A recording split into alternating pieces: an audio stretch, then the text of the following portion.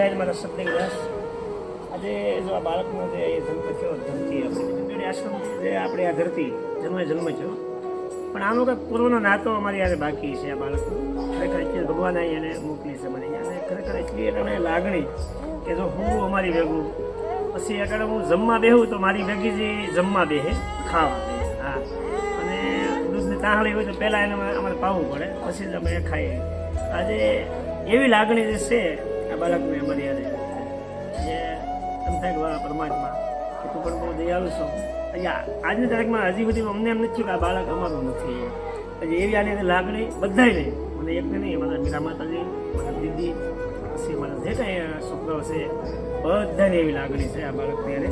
અને પછી અમારી બે દીકરીઓ ભાઈ બીજી પણ છે, માનસી અને પૂનમ, 38 વર્ષની બે દીકરીઓ છે.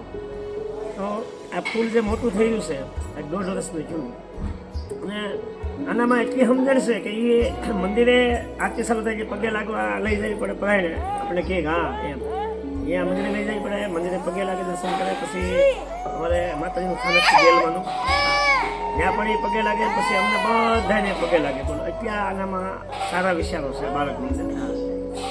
એટલે એવું મારું આ ફૂલ છે અહીંયા ખીલેલું છે ધરતી નામથી. એ બધાને મારા સંદેશ અમરજીદાસ.